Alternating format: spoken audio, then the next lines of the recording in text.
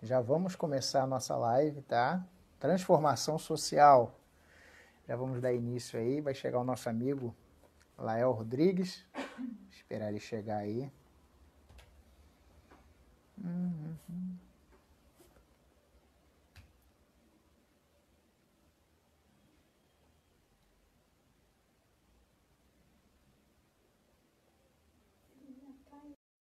Deixa o Lael chegar aí pra gente conversar, bater um papo. Fala, Fala pastor. aí, Lael. Tudo Tudo bom? bem? Tudo Tudo bem, bem. graças a Deus. Rapaz, quanto tempo, hein? Verdade, verdade, verdade. O tempo passa voando, né? Passa demais. Alegria estar falando contigo. Também, cara. Tempo que a gente não se vê. Eu queria falar com o pessoal que está chegando aí, né? Nossa live. Hoje, transformação social é o nosso bate-papo. A gente vai conversar com o Lael. É um amigo aí que a gente se conheceu em 2012, na Verdade. Transcracolândia, não é isso? Aham. Eu fiquei uma semana trabalhando lá em São Paulo com eles e fiquei com o Lael na equipe, né? Lael e a Joana, a gente fez uma amizade. Depois ele teve aqui no Rio também. Depois eu fui em São Sim. Paulo, mas e hoje a gente está aqui para fazer esse bate-papo nosso aí sobre transformação social. Quais as suas considerações iniciais? Você quer falar alguma coisa? Pode falar aí, pessoal. Só agradecer a oportunidade, dar boa noite a todo mundo aí que está assistindo. Quem for assistir futuramente, bem-vindo. Espero que vocês gostem da nossa conversa, da nossa prosa e que Deus nos abençoe. Que bom, que bom. Bom, Lael, conta o pessoal aí um pouquinho aí a sua jornada. Você é baiano, não é isso? O que Isso. um baiano está fazendo em São Paulo? Conta aí pro pessoal Perdido aí a sua aqui. chegada em São Paulo. Ou achado, Rapaz, né? Você... eu me mudei para cá justamente nessa época que o senhor comentou aí, que dessa Transcracolândia. Foi a semana que eu me mudei para São Paulo. Exatamente a semana que eu me mudei para cá. E eu já vim para cá para trabalhar no campo missionário, para atuar no campo missionário. E estou aqui há 8 anos, atuando aqui na Cracolândia. Trabalhei na Cristolândia durante muito tempo, de 2012 a 2015. E nessa época eu dividi ainda, né, com o Novos Sonhos. Trabalhava na Cristolândia no Novos Sonhos. O Novos Sonhos foi crescendo, aí chegou um momento que a gente precisou atuar somente no Novos Sonhos. E desde então eu estou aí só no projeto, trabalhando com a criançada lá na Cracolândia. Legal. Bem, a gente falou de transformação social e eu chamei você até para falar a questão do esporte, né? Que o esporte também é um instrumento de transformação social. Isso tem acontecendo, a gente vai aprofundar, mas eu queria que você falasse aí como é que surgiu o jiu-jitsu na sua vida, como é que surgiu isso?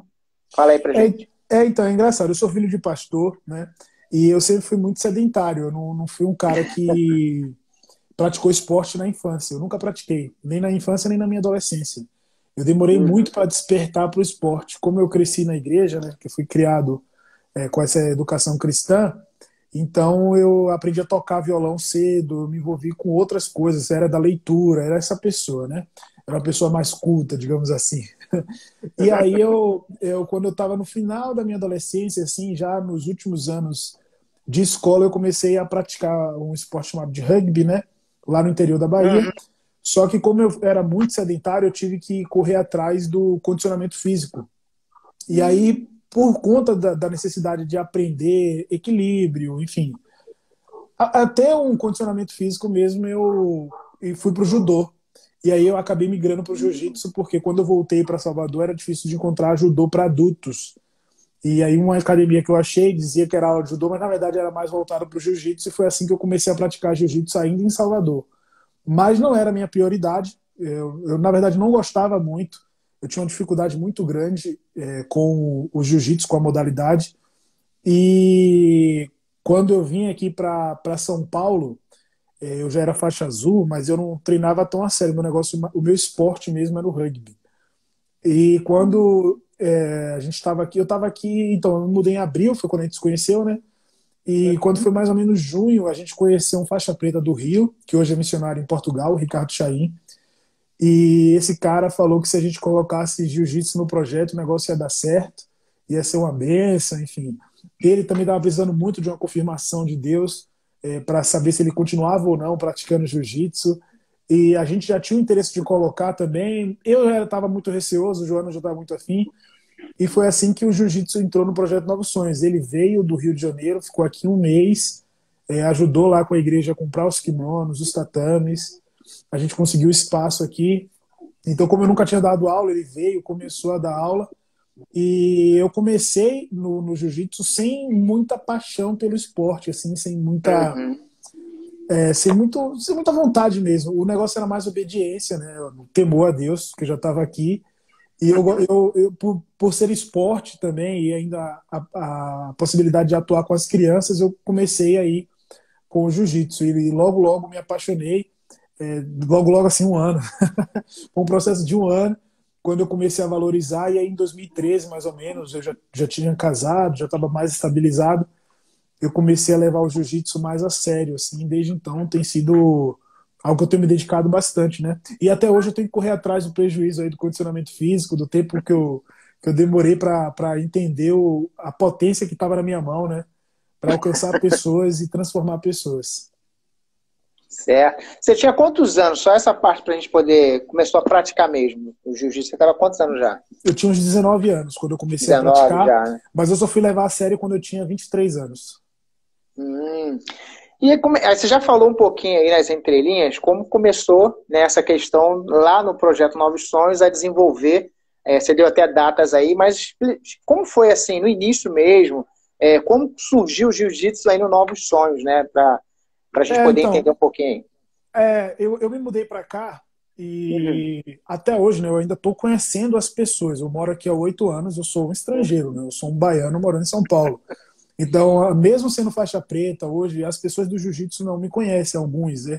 Porque eu não tenho tanta história aqui como professores que dão aula aqui há 30 anos, e, enfim. Então, eu estou conhecendo, eu estou no processo de conhecer as pessoas e de me fazer conhecido. E quando a gente começou aqui o jiu-jitsu, quando a gente queria começar, eu não conhecia ninguém. E eu era o praticante, né? Joana, então, menos ainda. Joana também não é daqui, ela tinha pouco tempo aqui também na época. E aí a gente queria começar... É os baianos invadindo São Paulo. É verdade, é baiana também. E aí ela queria começar o jiu-jitsu aqui, e aí a gente queria, mas a gente não conhecia ninguém. Então, quando a gente conheceu esse faixa preta do Rio, a gente falou, cara, a gente quer fazer, ele falou, vai dar certo, ele foi super positivo, assim, um cara muito temente a Deus. E aí ele veio para cá e a gente pediu uma parceria com a PIB, a primeira igreja de São Paulo, mas essa parceria não foi para frente assim durante muito tempo, não. Foi algo que foi bem passageiro, foi só no ano de 2012, ali, durante alguns meses. E aí a gente estava aqui, já tinha começado, já tinha comprado os tatames, já tinha comprado os kimonos, mas na época a gente tinha uns 8 alunos, assim, e aí a gente foi bater na porta de uma academia, num bairro vizinho aqui, no Bom Retiro, muito próximo de onde é o projeto hoje em dia, mas na época a gente não tinha sede. A nossa maior dificuldade era a sede, né? E desde quando eu cheguei aqui, eu sempre falei para a Joana que a gente tinha que ter um lugar próprio, assim, específico, porque se você vai trabalhar com criança, você tem que ter um lugar dedicado. Você não pode trabalhar com criança ao léu, assim, hoje a gente dá aula aqui, sabe como é que é, né? E em São Paulo é muito difícil, né? Então essa era a nossa dificuldade no começo, ter um espaço dedicado. E aí a gente bateu na porta dessa academia sem conhecer o professor não conhecia a gente, fomos eu, Joana, o Ricardo, que é o faixa preta do Rio, né? E eu acho que o Fabilson também estava aqui na época. Chegamos lá, apresentamos o projeto e ele foi super receptivo, assim, ele foi um cara impressionante. Ele falou, não, vamos fazer, eu quero ajudar vocês. De primeira ele fez isso. E a gente ficou nessa academia durante um certo tempo, né? Ficamos lá e foi quando a gente começou realmente a dar uma estrutura de projeto, né, para o que a gente estava fazendo. Foi muito legal, a gente ficou de 2013 até acho que 2016 lá. Não, 2016 nem tanto, acho que 2015 também, né? A gente ficou um bom tempo lá, foi quando a gente começou a ter estrutura para poder dar aula de jiu-jitsu. Só para falar, em 2015 eu tive lá, né? Já era o antigo, ou seja, o novo eu ainda não conheci. Mas eu já me convidei para estar aí conhecendo. Ainda vou marcar passando para conhecer o novo. Mas quando eu fui, eu fiquei impressionado assim, com a estrutura que já tinha. Né? Eu sei que agora está melhor. Mas em 2015 eu acompanhei, vi e fiquei assim, o número de meninos, adolescentes, né, participando lá. Eu vi a sua alegria, via assim, a alegria assim, quando você chegou, eu tive esse privilégio de conhecer quando você chegou em São Paulo para ficar, né, um projeto em si. Não tinha dimensão que isso ia acontecer. Não era o que é hoje, né? Era bem Não diferente. era, não, Então, 2012, acho que não passava. Não, 2012, tô falando, tô lá atrás. Não estava na sua cabeça. Aí, 2015, quando eu estive lá, eu vi que você não tinha cansaço, você estava o dia todo. Eu falei, gente, o homem não para, que disposição. E fiquei muito feliz. Até hoje, né? Graças a Deus. Aproveitar que tá jovem ainda. Mas assim, a gente está falando de transformação social, né? E a gente sabe que o esporte é um instrumento, né? A gente sabe que Jesus, o slogan, né? Jesus transforma, o evangelho chega, claro, mas o esporte ele vai chegando e já tem alguns jiu-jiteiros aí que deram olhos aí, já colocaram aí. Tá? O pessoal pode fazer pergunta aí que a gente vai passando a bola pro Lael. Então, assim, nesse período aí, eu queria que você falasse assim, quais foram os maiores desafios, tá? Hoje tem uma estrutura, você já falou aí, mas qual foi o maior desafio? Foi o local para encontrar, não sei, a recepção, o apoio das pessoas, que você falou, é filho de pastor, de repente você sofreu poxa, o que você está fazendo? Luta é coisa diferente, ou nunca teve essa questão? Não, bem pouco. Na verdade, eu não ligo muito porque o povo fala, a verdade é essa. Deve ter. Ótimo. Deve ter, mas eu nunca dei ouvidos, né?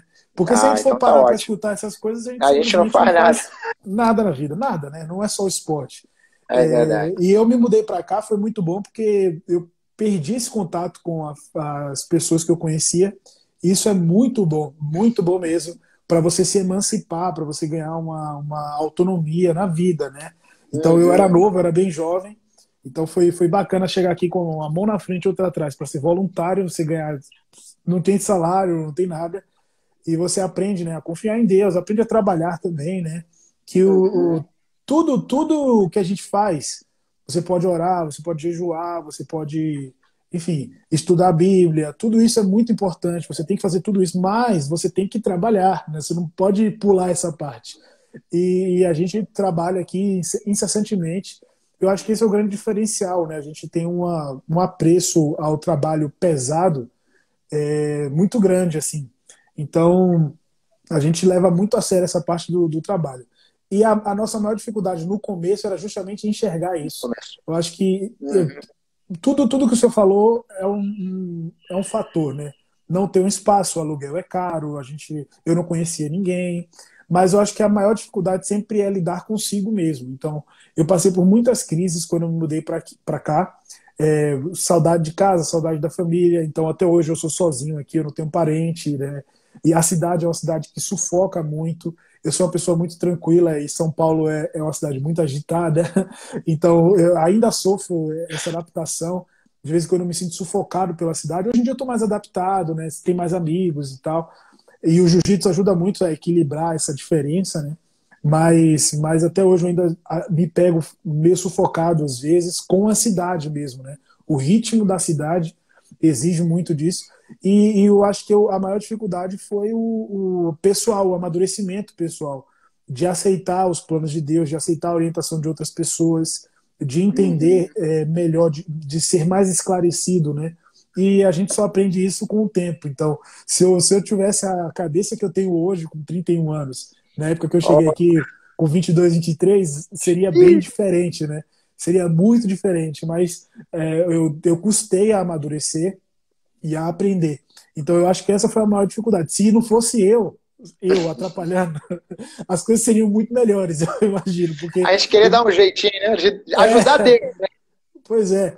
Não, acho que assim, a parte da descrença mesmo, de ser muito incrédulo, de você não ter a fé suficiente, de não. Enfim, você não. Porque a gente não enxerga, né? A gente não está vendo, não é palpável, né? A gente age pela fé. Então, a gente recebeu muitas coisas, foram muitas bênçãos. Que se a pessoa me perguntar assim, mas como foi? Cara, eu não sei. É Deus, cara. É coisa assim, é espantoso, porque eu conheço pessoas que trabalham há 25, 30 anos para conseguir o espaço próprio, e eu, um ano em São Paulo, a gente conseguiu um lugar emprestado, assim, é uma coisa de Deus, não foi, não é surreal nome, isso. Entendeu? É surreal, então o maior empecilho sempre é a nossa fé, nosso ego, eu mesmo diria, entendeu? Legal. Você falou aí de São Paulo, eu me lembrei Um dia que eu tive aí com a Verônica, minha esposa, a gente passou uns dias com vocês, a gente falou, vamos comer lá na Paulista, né? Aí a gente foi, eu confesso, fiquei muito assustado. A gente à noite ia ser muito agitado, né? Cara, no Rio também tem muita coisa, mas acho que São Paulo à noite é bem mais, né? Bem mais agitado. É um ritmo bem mesmo. Frenético, é verdade. É verdade. E quando a gente tá trabalhando aqui, o projeto é bem perto da minha casa, né? Eu moro próximo ao projeto. Então, beleza, se você só precisa ir lá, tranquilo, mas a gente sempre precisa resolver alguma coisa em outro bairro, aí tem que levar a filha na escola, não sei o quê. Aí quando você vê, de 10 horas do seu dia, você gastou 4 no trânsito, sabe? De 10 horas que você ficou fora. E aí, assim, isso daí pressiona demais a pessoa. A gente gasta muito, fica preocupado de você ter de fazer, de se vai dar tempo ou não. E aí você acaba se pressionando. Isso é um exemplo, né? Fora as outras coisas, que você tem rodízio, aí são coisas que só tem em São Paulo, né? E aí você, às vezes, seu dia fica mais curto ainda, enfim. Mas é o ritmo da cidade, hoje em dia, eu gosto, assim, não é a minha cidade favorita no mundo. eu prefiro Salvador, mas hoje eu tô mais habituado. Tô aprendendo a gostar de São Paulo. Isso aí. Os paulistas que já tiverem aí, não fica chateado, não. Cada um tem o seu estado de preferência, não tem nada a ver. Assim, os moradores, a maioria dos moradores de São Paulo não são paulistanos, né? Nascidos, né? E aí, assim, até o pessoal daqui, quando vai em outros lugares, fala disso. O ritmo da cidade é bom para trabalhar. Quando você está trabalhando, tudo flui, é legal, você encontra muita gente. E aí, pra gente que é do setor social, assim, né? Missionário e tal, você conhece muita gente, faz muito contato, isso é legal. Mas, em compensação, sufoca um pouco. Eu tô brincando, assim, porque a gente tem essas particularidades de cada estado. Aí o pessoal às vezes fala assim, baiano ele gosta de descansar, porque não te conhece. Sabe que você, né, não conhece, bota a mão na massa. É verdade. Tem essa preguiça não. Mas fala pra gente aí alguns casos, um ou mais, se você tiver, alguns casos de sucesso, assim, pessoas que você viu, assim, a gente está falando de transformação, algum menino ou menina também, porque o jiu-jitsu não é só para menina, é para menina também. Você poderia compartilhar alguma situação que chegou de um jeito, aí saiu diferente, ou participação de algum dos alunos no campeonato, ou não, ou na vida mesmo, alguma transformação, alguém que chegou de um jeito, você fala, poxa, isso aí valeu a pena. É maior do que qualquer troféu, né? Você olhar assim, essa vida aí. Algum caso que você poderia falar pra gente? Hoje em dia a gente tem algumas pessoas que competem no projeto e tem ótimos desempenhos assim, em competição. E isso chama muita atenção, e as pessoas, quando ouvem falar do projeto ou veem o trabalho, acham que a gente é muito voltado para a competição. Na verdade, não é nem 1% da nossa energia gastada em competição, né? É voltada para a competição. Sabe de nada. Eles não sabem de nada. Não sabe de nada. E assim, a gente tem bons resultados, a gente tem pessoas que já tem um mundial que acontece em São Paulo, o pessoal já foi campeão, foi vice-campeão. E aí tem o Campeonato Brasileiro, que é o maior campeonato em território nacional, né? Acontece aqui em Barueri. E a gente já tem também campeões, vice-campeões, terceiro lugar. E fora outras medalhas de ouro, enfim. Mas isso daí não me destaca tanto, sabe? Isso é reflexo de um outro esforço, de um trabalho feito no bastidor que as pessoas não veem, né? E que é o trabalho que não é bonito, então por isso que não se dá tanto o que falar. Mas o que eu acho mais legal, inclusive até um dos lemas que a gente tem no projeto e na equipe de jiu-jitsu, que é preparar campeões para a vida, né? E isso não é assim uma frase de efeito. É o cara que vai vencer na vida. Então, eu tenho alunos que foram alunos em 2014, por exemplo, 2015, e a gente não tinha a estrutura que a gente tem hoje, mas esses eram adolescentes, hoje são adultos que estão na faculdade de Direito, na faculdade de Administração, conquistaram bolsa na faculdade, né? E mais recentemente também, uma das nossas alunas, a Yasmin, ela conquistou uma bolsa de Educação Física na faculdade justamente por conta de ser atleta de Jiu-Jitsu, né? E fora outros, a gente tem o caso do Jones, que é missionário hoje na Igreja Batista do Brás, na primeira Igreja Batista do Brás. Ele é professor de jiu-jitsu lá, missionário professor de jiu-jitsu. E o Jones foi um dos alunos, né, na verdade, o único aluno hoje que eu tenho contato e que foi da época da Cristolândia. Ele se internou, se tratou, começou a treinar jiu-jitsu em 2013. Então, era zero estrutura, né? Eu nem sabia o que eu estava fazendo na minha vida. Ele tá com a gente desde então, né, treinando. Hoje ele é faixa marrom, tá para pegar faixa preta, casado e missionário. Então, são exemplos assim de histórias, mas o principal, né, campeão na vida, se formando em educação física, entendeu? O que ele conquista no tatame não é 10% do que ele conquistou na vida, né? De ter uma família, ter o seu nome, a Verdade. dignidade, ter o contato com a família de volta. E é um cara que me ajudou muito, me ajuda muito, na verdade, até hoje. É um dos grandes incentivos aí para o meu ministério, né? Para minha atuação aqui em São Paulo. E tantos outros, assim. São muitas histórias, são pessoas que às vezes passam rapidamente no projeto e depois seguem o seu rumo, mas esse momento que eles estiveram ali, que eles passaram ali, foram momentos marcantes, assim, mudou a trajetória totalmente, né? Gente que deixou o sedentarismo, filhos que tiveram contato com a mãe que não tinham, entendeu? Voltaram a ter contato, respeitar a mãe, inclusive mães que treinam jiu-jitsu também, eu acho isso sensacional. E a gente continua, né, agindo com essa intenção, né? Não é só formar o pessoal que vai bem na competição, mas sim cara que vai ganhar na vida, vai ser campeão na vida. Rapaz, essa frase que você colocou aí para mim, eu vou anotar aqui, porque é fantástica, né? É o nosso slogan, Campeões da inclusive, vida. campeão da Opa, vida. isso vai. Eu Imaginei. tenho, eu não tá por aqui, mas eu tenho até a camisa, campeão Aham. na vida, a gente fez Ah, a camiseta. tá. É, Fantástico. Só essa frase aí, para mim, já, nossa, os campeões da vida. E assim, você deu alguns exemplos, são vários que você falou aí, eu sei que tem muito mais, mas a gente pensa é, assim, alguém que chega o estado que chega na Cristolândia, né? O pessoal não tem ideia, né? Só quem é, já teve lá vendo a questão de como a pessoa chega, né? De uma forma e agora vê assim essa transformação, né? Missionário, isso. tá fazendo faculdade, tá abençoando outras vidas através daquilo que ele Sim, recebeu. O isso, Evangelho, a transformação de Cristo e também o esporte, né? Ele não parou, isso. ele deu continuidade, né? Isso tem sido, eu tenho certeza que o maior troféu seu é esse, né? É a Você única vê, coisa que eu quero de volta. A única coisa que eu quero é isso. é a Entendeu? continuidade, não para, o É. negócio continua, continua. Assim, teve algum momento assim, já te disseram para você assim no início, né, ou até nos dias de hoje, sei lá, ó, isso não vai dar certo, essa frasezinha, Não, né? dizem muito, é. Ainda dizem? Muito. Tá, Ainda dizem. Ainda dizem. ainda dizem. E a gente é meio maluco, você conhece a gente, né? A gente é meio doido mesmo, essa é a verdade. E a gente sonha alto e fala que vai fazer. Quando a gente falou que ia colocar o jiu-jitsu, ninguém acreditou que ia dar certo. Quando falou que ia fazer com balé, que foi quando começou tudo, Aham, muita gente só com disse que balé. não daria certo. E é o que é Uhum. hoje, o jiu-jitsu é o que é. Quando a gente construiu uma quadra de skate na Cracolândia, todo mundo achou uma maluquice. E hoje é uma das melhores atividades que a gente tem no projeto. O professor, o missionário Bob, é um cara que tem a Bíblia do skatista, enfim, é um cara que é Gente, missionário, o cara tem um coração na obra.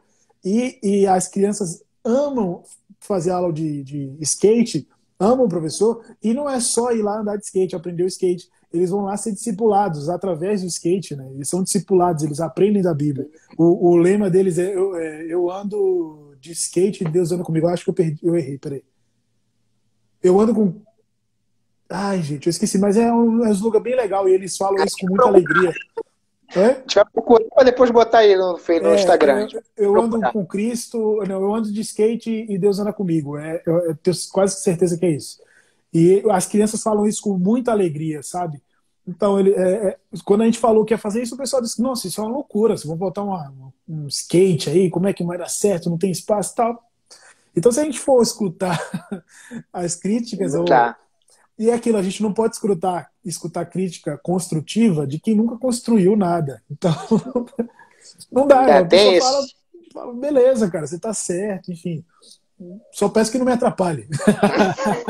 Só não fica na minha frente. Se você não ficar Só na minha frente, isso. já tá fazendo demais. Você pode falar o que você quiser, só não fica na minha frente. Rapaz, é muita coisa que está acontecendo, assim. No caso, você já falou aí do balé, né? A gente não. Sim. Tem o balé, tem o jiu-jitsu, tem o skate, né? Tem mais alguma E coisa? tem futebol, tem música, Rapaz, reforço escolar, né? Tem tudo acontecendo ao mesmo tempo. Tem aula de inglês, é muita coisa. é É muita muita coisa. coisa. Não dá O nem para espaço contar. hoje, o espaço Pode hoje é falar. muito grande. O espaço é bem grandão assim, então dá para atender bastante gente, né?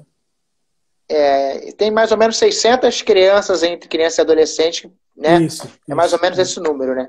Bem, aí chega uma outra fase, né, da nossa conversa, do nosso bate-papo aí, que é a sua vida agora como competidor. Quando Sim. eu falei assim, eu vou bater um papo com o Lael e tal, aí eu falei, vamos falar sobre o projeto Novos Sonhos e tal. Já tinha conversado com a sua esposa, Joana, uns dias atrás. Aí eu falei assim, bom, vamos conversar. E quando eu comecei a olhar, eu falei, realmente, de vez em quando tá com a medalhinha lá, o que é isso?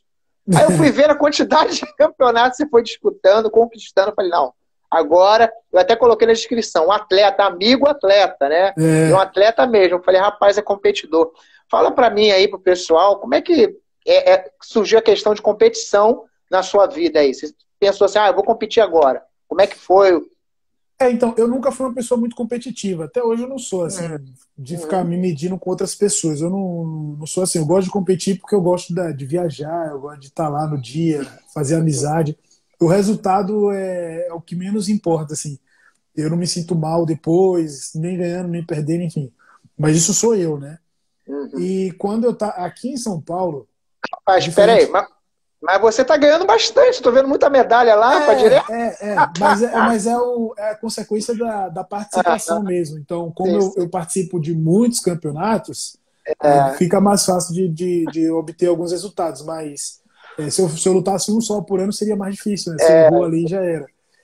Então, quando eu estava em Salvador, eu não tinha tanto interesse de lutar jiu-jitsu assim. Eu participei, acho que, de um campeonato só em Salvador em 3 anos. E aí eu me mudei para cá, eu comecei a conhecer o pessoal do jiu-jitsu e ver que o jiu-jitsu aqui em São Paulo ele realmente é muito organizado. Eu acho que é o estado do Brasil que tem o jiu-jitsu mais organizado. A gente tem Paraná, Rio de Janeiro, Manaus, Amazonas, né, que tem um jiu-jitsu muito tradicional, mas as coisas ainda são um pouco desorganizadas, assim, em quesito de federação e tal. E aqui é bem organizadinho, é bem legal, é bem redondinho. E eu disse assim, eu acho que eu vou começar a competir para ver, né, sentir, conhecer mais, me envolver com a galera do jiu-jitsu, porque eu sou missionário e eu sou da Igreja Batista. Eu conheço muita gente do Batista, mas quando a gente precisa quando a gente tem necessidades do projeto com o jiu-jitsu, as igrejas nem sempre conseguem suprir kimonos, faixa, enfim, porque são doações muito particulares, assim, né? E você só vai né? Pois é, você só vai conseguir isso se você estiver lá no meio. Aí eu comecei a participar ainda em 2013, aí eu lutei para ver como é que era, assim. Consegui até ficar em terceiro lugar. Eu estava de faixa azul ainda. E aí em 2014 eu comecei a lutar mais sério. Mas aí fiquei male, né, enrolando ainda aquilo, né, não tava, o projeto ainda estava se desenvolvendo, eu tinha que conciliar com Cristolândia, era muita coisa. Mas, ao mesmo tempo, eu tinha menos compromissos do que hoje, porque eu tinha pouco tempo em São Paulo, né? E aí, quando foi da marrom para faixa preta, eu falei assim, não, eu perdi muito tempo, agora o negócio já está aí, a faixa preta já está chegando. Agora vai. Agora eu tenho que começar a lutar mais sério. Aí na faixa marrom eu comecei a lutar mais. E aí no meu primeiro ano de faixa preta, eu participei de bastante campeonato aí. Né? Muitos campeonatos. Ano passado eu fui em 34. Fui em todas as regiões do país. Né? Fui lutar em Manaus, fui lutar em Fortaleza, fui lutar em Salvador, Curitiba, Rio. Só no Rio eu acho que foram uns 5 campeonatos. Em Curitiba mais uns 3. E fora os daqui de São Paulo, que aqui em São Paulo tem campeonato todo final de semana, né? Então, eu disse assim, eu vou levar isso a sério. E é uma das formas também de ser um exemplo para a criançada, porque tem o trabalho, tem a família, tem as minhas questões pessoais, né? Tem que dar aula de jiu-jitsu e ainda viajo para competir. Tem que conciliar tudo isso aí, né? Imagino. Falar sobre conciliar aí, tudo isso aí. Como é que você conseguiu casar aí o seu... Sua vida de competidor. Só não dormir? Eu durmo um pouco. É verdade. É verdade. Começa cedo e termina tarde, todo dia. Meu Deus. E aí, assim, porque a preparação sua é de um jeito, né? Você tem que se preparar, tem a questão de suplementos, tem questão de peso também, né? Sim, mas sim. E isso daí junto com um projeto que você desenvolve já há muito tempo, como é que você conseguiu dar conta dos dois? Então, eu mudei meu treino para o meio-dia, para o horário de meio-dia, o treino mais pesado. e eu dou aula no projeto no final do dia, a partir das 5 da tarde. Então, de manhã eu cuido aqui das coisas da minha casa, levo a Rebeca na escola, aí vou no projeto, treino meio-dia, de meio-dia até umas 2 da tarde, e aí eu já vou pro projeto de novo, fico lá até umas 9 da noite. Então, como a aula no projeto é no final do dia, facilita, que é o compromisso que não dá para falhar. E aí, dependendo também, tem que buscar uma doação, tem uma reunião, aí dependendo do dia, às vezes eu fico sem treinar. Mas é um desafio grande. O maior desafio é a preparação física, não o jiu-jitsu em si, né? E aí eu tenho que treinar muito cedo. Quando tem época de competição assim, eu treino 10 para 5 da manhã. Gente do céu. Não Acordo pode para falar. treinar. Não pode falar que o baiano é preguiçoso, viu? Já foi lá atrás, não tem como. E durmo tarde, eu vou dormir quase meia-noite, acordo 10 para 5 para poder fazer a preparação física, porque como minha filha estuda às 7, ela tem que estar na escola às 7, né? Então, antes disso eu tenho que ter feito a minha preparação física, né? Mas aí também não dá para fazer isso o ano inteiro, entendeu? Então é só em época que tá mais próximo de competição, assim, aí aperta um pouco mais.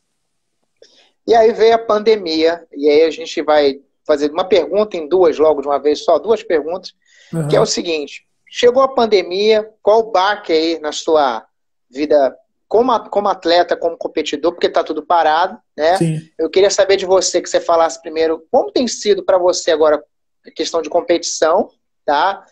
Nesse período, o que você está fazendo, né? Ou o que geralmente os outros também estão fazendo. Depois a gente vai falar do projeto em si, o que está sendo feito. Aí eu queria que você, mais à frente a gente vai falar sobre isso. Mas primeiro, a questão sua como atleta, assim, de treinamento, que tá fazendo alguma coisa, tá rolando dentro de casa, né? Não. Então, na verdade, eu acho que eu não vou ser maluco de falar graças a Deus, né? Mas Verdade. eu sempre tento tirar o positivo de tudo que a gente está passando. Isso é até uma das coisas que o jiu-jitsu ensina muito. Porque como a gente está constantemente sob pressão, a gente aprende a se dar melhor, né? Lidar melhor, pelo menos em teoria, né? Você aprende a lidar melhor quando você está em momentos de pressão, em momentos que você está sendo ali testado o tempo inteiro. E, assim, eu cheguei a competir esse ano, teve uma competição em Curitiba, a primeira do ano, e muita gente não chegou a lutar nada esse ano. Então eu, pelo menos, já lutei, a medalha está até aqui na frente, ó. Deixa eu pegar ela aqui. Pega aí. Essa aí eu vi, essa eu vi a foto. Isso essa aí. foi desse ano, foi a única, né? Ela é filha órfã aqui, filha única. E, assim, eu pelo menos cheguei a lutar alguma coisa. Então, posso dizer que esse ano, porque foi tudo cancelado até o restante do ano. Então, esse ano, 100% de aproveitamento. Peraí, Léo, até o final do ano já cancelou tudo? Até o final do ano? As competições? Provavelmente só volte mesmo em 2022. Meu Deus. Mas eu tô tranquilo com isso, porque não é meu ganha-pão, é meu hobby, né? Então, pra mim não muda tanto assim. Como eu faço isso por prazer, não preciso, não ganho dinheiro com isso, pra mim não mudou tanto, sabe? Lógico que, assim, eu treino todo dia, 2 vezes por dia. Então eu tô sentindo falta dessa rotina. Mas em compensação, tô trabalhando pra caramba. Então, a gente vai chegar lá, vamos chegar lá. Eu tô sem a parte assim, eu tô saindo de bicicleta pra compensar assim e tal, mas nem chega perto de um treino de jiu-jitsu. E também você sente falta dos amigos, né, das pessoas, isso que é o mais importante. Não é lutar em si. Então eu não tô fazendo nenhum treino de jiu-jitsu, nada, né, desde o dia 14 de março. Então, para a parte de competição, sinceramente, não mudou muito assim, sabe? Até como eu falei, é meu hobby, então se tem ou se não tem. E na verdade, esse ano eu já estava querendo dar uma desacelerada, porque ano passado foi uma corrida muito intensa, então eu estava precisando dar essa desacelerada. E aí já tinha começado o ano no mesmo ritmo do ano passado, e aí você vai só embolando as coisas. E eu estou aproveitando para tirar alguns projetos que eu tinha, que estavam na gaveta, eu estou aproveitando para colocar em prática, né, algumas coisas com internet e tal, que eu não tinha tempo para fazer, porque fico o dia inteiro na rua.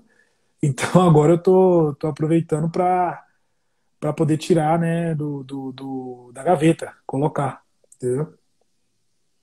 Vamos lá. E assim, agora chegou a pandemia, a gente falou na questão sua como atleta, deu uma paradinha aí. E o projeto Novos Sonhos, deu uma paradinha também? Como é que tá? Fala pra gente aí.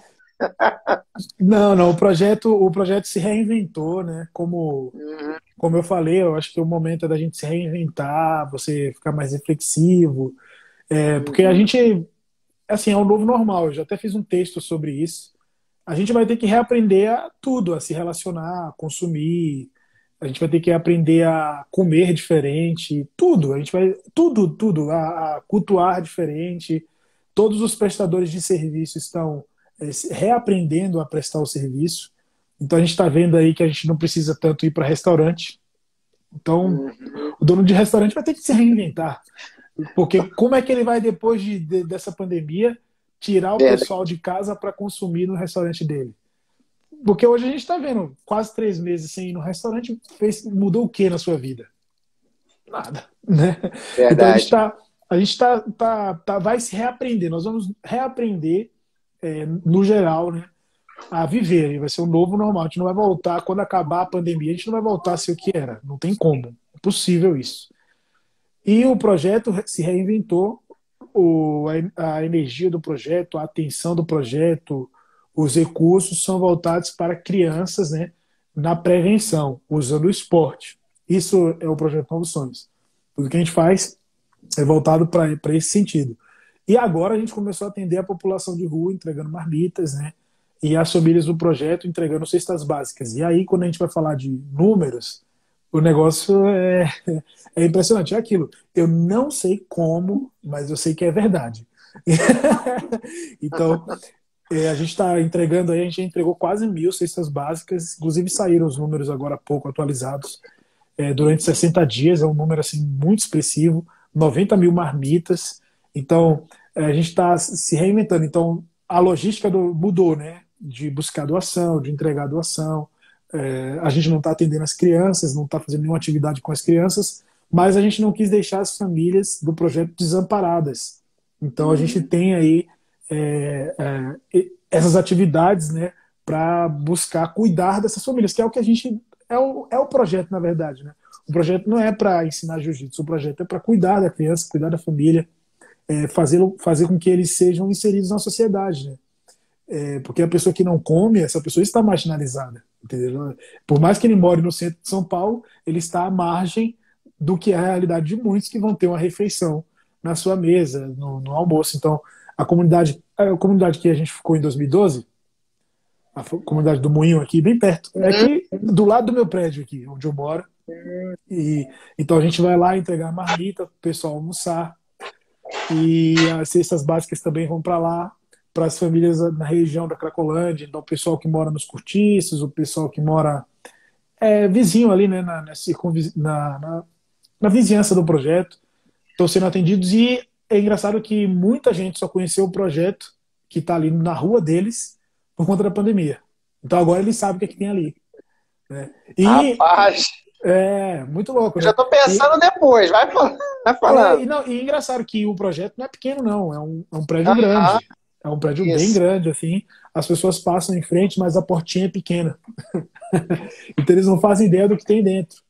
Então agora que eles estão procurando saber, assim, o que acontece ali, e provavelmente pós-pandemia nós teremos aí uma boa renovação de alunos, né? Antes da pandemia, aí fechou não, né? Deu um tempo aí, intervalo, 600 crianças aproximadamente, criança e adolescente. Depois dessa pandemia aí, vocês atendendo tantas famílias como está acontecendo, 1.000 cestas É, básicas, né? E se e as entrar no escolas, Novos as Sonhos, escolas vão ficar fechadas, né? Até o final do ano também. Então, assim, a gente já tem um calendário assim das escolas aí do ensino. Realmente esse ano não vai ter mais aula, então, né? provavelmente sim, exatamente. É. Eu acho que o pessoal, esses 600 aí vai ter uma multiplicação enorme aí, É, hein? e aqui no centro de São Paulo, assim, falando do lado Uhum, social, uhum, as famílias procuram as escolas não pelo ensino em si. Por exemplo, eles não uhum. vão para o projeto porque eles querem que o aluno faça jiu-jitsu, que o filho faça jiu-jitsu, não é isso. Eles acabam fazendo jiu-jitsu porque ali vai ter uma refeição, ele vai ter um almoço ali, uma comida que ele não teria em casa. Então, a Uhum. escola fechada, é sinal de gente passando fome, por incrível que pareça. Também. Não é só a falta de educação, até porque, sinceramente, né, é duro o que eu vou falar, mas a criança vai para lá e ela quase não aprende nada. A retenção do que ela é ridícula, assim. Muitas crianças no sétimo, oitavo ano vão para o projeto, meninos de 11, 12 anos que não sabem ler e escrever, mesmo passando de ano todo ano, e estando na escola. Não é criança que está em casa sem estudar, é criança que vai para a escola todo dia, mas não sabe ler, sabe escrever o nome, assim, entendeu? E aí o projeto tem, né, a aula de reforço escolar. E é engraçado que lá no projeto eles acabam gostando. A professora é, inclusive, daí do Rio, e eles acabam gostando, né? A missionária Bia, eles acabam gostando bastante dela. Mais do que da escola. Carioca, todo mundo gosta de carioca, né? Todo mundo gosta de carioca. É verdade. Ela é engraçada pra caramba, ela tem 20 anos, tem uma energia impressionante, então as crianças gostam muito dela. Rapaz, realmente você falou algumas coisas muito interessantes, porque na verdade realmente temos que repensar muitas coisas. O projeto Novos Sonhos se reinventou. Você está se reinventando como missionário, como um agente de transformação, né? Era de um jeito, agora você já está fazendo outras coisas e vai continuar fazendo outras coisas que hoje não dá nem para você calcular, na verdade, né? Eu nem Assim, imagino, poxa, o que vai eu nem ser? sei. O que vai ser? Toda hora uma novidade, toda hora uma novidade. Mas o que você pensa assim? Passou essa pandemia, e eu digo, quando voltar ao normal, o que é normal, né, depois disso? O que você imagina assim em relação ao projeto, em relação aos novos sonhos aí? O que você tem na sua cabeça? Em relação a Novos Sonhos, o projeto agora, né, a gente completa 10 anos esse ano de atuação. Eu tô aqui há 8, então eu cheguei, o projeto já tinha, né, começado, eu peguei o bonde andando, como a gente diz aí, né? E hoje em dia a gente tem uma estrutura muito legal, tem muitos apoiadores, nós conseguimos aí transitar no meio cristão e também no terceiro setor, então nós temos amigos que nos apoiam que não são cristãos e também muitas igrejas que nos apoiam para poder manter o trabalho aqui, porque o custo é muito alto, né, e a gente faz muita coisa, a gente tem muitos missionários com a gente, muitos colaboradores, e eu creio que o projeto, desculpa, o projeto só vai crescer, só tende a crescer. E voltando, né, pós-pandemia, a procura por projetos será muito maior. Porque como os órgãos governamentais eles não vão dar conta, mesmo que eles ajudem, eles não vão dar conta. Né? A população é muita gente. Né? Teve agora o auxílio emergencial, muita gente que precisava ficou de fora. Então, um local ali onde a gente possa distribuir não somente cesta básica, mas também distribuir amor, distribuir atenção, eu acho que é o ideal, né? Então eu sou muito positivo, assim, é o que eu falei, a gente é meio doido, então a gente vê o futuro assim sempre de forma positiva, a gente não está medroso com o que pode ser, entendeu? A gente é sempre corajoso, sempre positivo, porque a gente tem um Deus que está nos suprindo até hoje, né? Poxa, no meio dessa pandemia aí, todo mundo falindo, né? Todo mundo fechando suas portas, e a gente conseguindo fazer uma ação aí de custo altíssimo, que a gente nunca fez na vida. A gente nunca fez uma ação que custasse tanto. E agora, no meio de uma pandemia, onde todo mundo, teoricamente, está sem grana, né? Teoricamente não, as pessoas estão sem grana, está difícil, a gente consegue fazer, e não é do nosso bolso, né? E não vai para o nosso bolso também. Mas a gente consegue levantar uma doação num valor que a gente nunca tinha levantado antes. Isso é prova de Deus, mais uma vez. Então, se Deus está com a gente na pandemia, ele vai estar pós-pandemia também. Se ele tem suprido a gente durante a pandemia, ele vai suprir também depois. E em relação a Novos Sonhos, como eu já entendi isso há muito tempo, Joana também pensa da mesma forma, não é nosso, é de Deus, entendeu? Nós estamos lá, não é nosso. E eu nem costumo dizer que eu que mando, eu que sou o líder, que nada. Eu estou ali para servir com quem quer servir junto. Basicamente isso. A pessoa que quer servir a Deus e colocar o seu dom à disposição, eu estou do lado dela.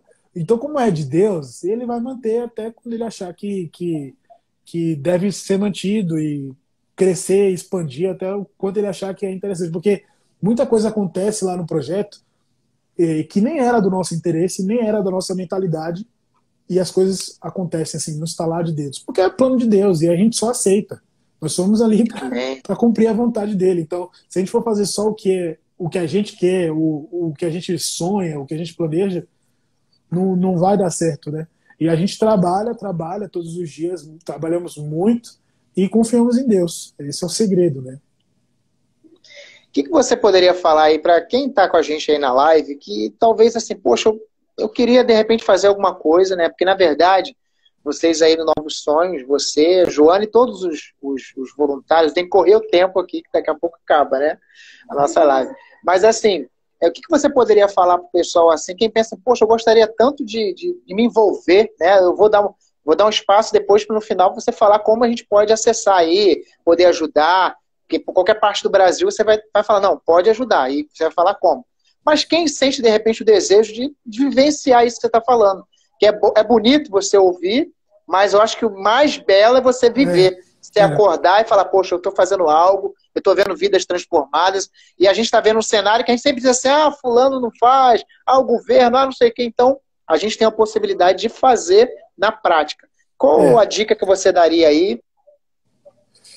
Então, eu sempre penso nisso, né? Eu não me sinto especial, eu não me sinto uma pessoa diferente ou melhor do que ninguém pelo que eu faço. Eu na verdade, eu me sinto até meio incapaz. Eu acho que esse é o segredo, é quando você reconhece as suas limitações e coloca o sobrenatural na mão de Deus, né? A nós, assim, o que eu fiz foi pegar as minhas imperfeições, as minhas dúvidas, pegar tudo isso e não deixar com que isso me limitasse. Eu não deixei com que o meu medo ou a minha insegurança fosse algo que me congelasse, que me travasse. E eu disse, não, eu vou fazer com errado, vou fazer, vou errar, vou, enfim, com defeito, mas eu vou fazer. E é uma coisa que eu aprendi, né, principalmente no campo missionário, é que Deus usa os dispostos. Deus não usa a pessoa certa para o negócio, né? Eu vou esperar, tipo, eu vou esperar um carpinteiro para poder. Não, Deus usa quem se coloca à disposição. Se está na mão dele, ele que pode tudo, as coisas dão certo. Eu não era um professor de jiu-jitsu, me tornei um professor de jiu-jitsu porque estava aqui, né? Mas nunca passou na minha cabeça antes, entendeu? Não era meu plano. Então a gente às vezes fica esperando a gente se tornar alguma coisa para poder ir para a obra missionária, para poder ajudar alguém. Ah, eu vou estudar, eu vou me preparar. E não é só você se colocar à disposição com defeitos, com falhas, né? Com qualidades também. Tudo isso vai ser usado. Porque se a gente falar só de qualidade, né? Não precisa. Todo mundo sabe do que é bom. Mas a gente sempre, o que nos barra, o que nos trava, não são as nossas qualidades, são os nossos defeitos, né? Então quando a gente pensa no nosso defeito, fala assim, eu não vou poder fazer isso porque eu não sei falar, eu não vou fazer porque ninguém me conhece, eu não vou fazer porque, enfim, se você pensar dessa forma, realmente, cara, você não vai fazer. Não vai. Então não deixa com que isso te trave, né? Coloca o que você é, né? Com seus defeitos, com suas qualidades, com o jeito que você for, entrega na mão de Deus, deixa com ele, e ele vai fazer, eu tenho certeza disso, porque é o que ele tem feito na minha vida. Enfim, de repente você vai atuar de uma forma. Eu nunca imaginei trabalhar na Cracolândia, eu nunca imaginei trabalhar com a Dicto, eu nunca imaginei sair de Salvador, eu nunca quis morar em São Paulo, mas eu não olhei para tudo isso, eu olhei para o que Deus podia fazer na minha vida, o que Ele queria fazer na minha vida. Foi difícil, eu sou cabeça dura pra caramba, mas estamos aí, né? Estamos aí, sempre aprendendo, sempre precisando voltar pro eixo, né? Para poder continuar na obra dele e não atrapalhar os planos dele, porque é o que a gente faz melhor. A gente faz isso, né? Olha, o que você colocou aí é fantástico. Deus usa os dispostos, né? Isso. Deus usa os dispostos. Então, quem está ouvindo a gente aí nessa live aí, que a gente está quase acabando, que a gente está ficando no tempo aí de 1 hora, para a gente não ter que abrir outra. Mas você grave isso, você que está participando com a gente, ouvindo aí tudo que o Lael tem dito aí. Deus usa os dispostos, tá bom? Ele não... Você não espere tudo cair do céu, porque não caiu lá no colo do Lael, não foi assim, foi um processo de luta, né? E ele está até hoje lutando. É um lutador mesmo. É um lutador mesmo.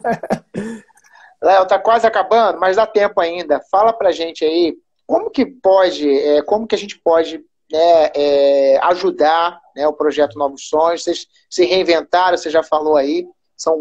Há pouco tempo foram mais de 1.000 cestas básicas, assim, muitas famílias mesmo, né?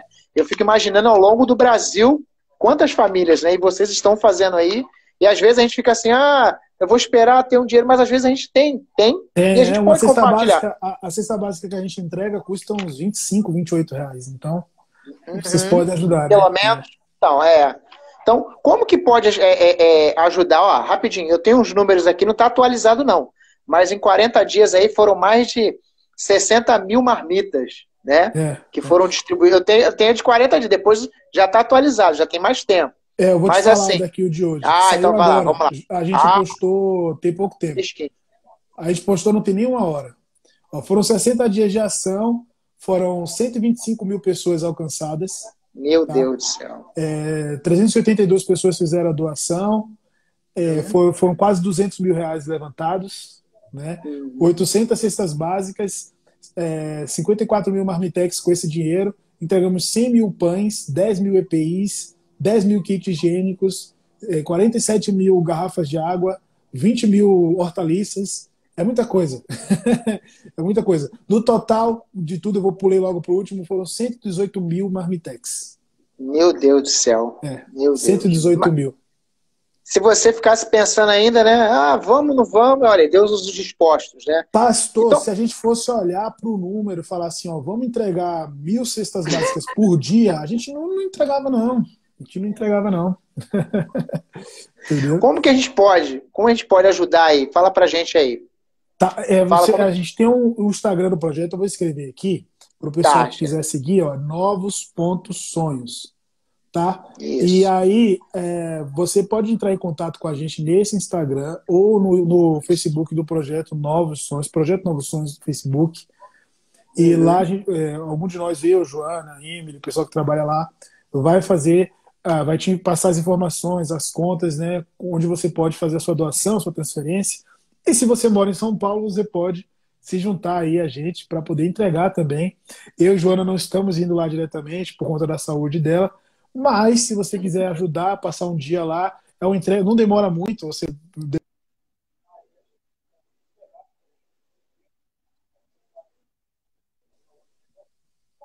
pegou aí? Pegou, deu uma rateada, mas pegou. Tá falando então, ainda? Não, ó, Instagram, novos.sonhos. Instagram, novos. Projeto Novos Sonhos no Facebook. Só entrar em contato que a gente passa as informações aí das contas, onde você pode fazer a sua doação. Tá bom. Olha, eu quero suas considerações finais, antes de eu te agradecer. Suas considerações finais aí. Gente, muito obrigado. Minutos. Muito obrigado. Só isso. Que Deus abençoe vocês. Pastor, muito obrigado pela oportunidade. Tá?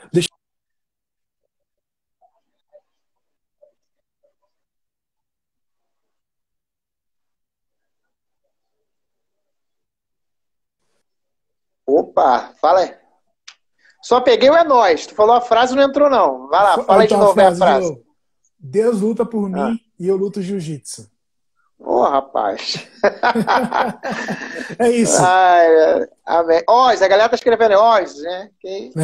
Oz, foi meu professor. Oz, né? Show de bola. Então, meu professor quero agradecer. Show. Quero agradecer ao Lael, né, mais uma vez, um grande amigo. E agradecer a todos que estão na live com a gente aí, acompanhando. A gente vai disponibilizar, vai ficar no IGVT. A gente vai ver se coloca no canal da igreja também. Vamos compartilhar. As coisas boas precisam ser compartilhadas. Tá? O Lael colocou o Instagram aí do Novos Sonhos. Entre em contato. Porque realmente, a gente falou de transformação social, eles já faziam muito tempo, se reinventaram, não esperaram acontecer, né? Estavam dispostos. E tem os problemas ainda, porque, né, você já falou aí, a gente não falou muito disso por conta do tempo. Mas, assim, questão da saúde da Joana, mesmo assim, vocês não pararam. Então, eu quero nessa live aí agradecer a Deus pela sua vida, da Joana, sua família, todos os voluntários do Novos Sonhos e todos os colaboradores que estiveram aí ajudando também. É possível transformar a realidade, né? Então, que você que ouviu essa live possa estar disposto a ser usado por Deus. Tá bom? Amém. Vamos orar, Léo. Acho que, Léo, vamos orar, que eu acho que dá tempo ainda. A oração. Vai lá. Aquela oração antes da refeição, né? Em nome de Jesus, amém. Amém. Vamos orar aqui rapidinho. Senhor, obrigado, Deus, por esse dia. Quero colocar a vida do Lael, sua família, todos os voluntários de Novos Sonhos e todos que participaram dessa live. O Senhor venha abençoar a cada um de nós, que nós possamos estar dispostos a ser usados pelo Senhor. abençoe as nossas vidas. Muito obrigado por tudo. Em nome de Jesus. Amém. Amém. Amém. Tamo junto. Tamo Um junto, abraço. pastor. Deus te abençoe. Valeu. E vou conhecer o novo projeto. Deixa eu passar isso tudo e chegar lá. Venha. Vai ser legal. Tchau, tchau. Tchau.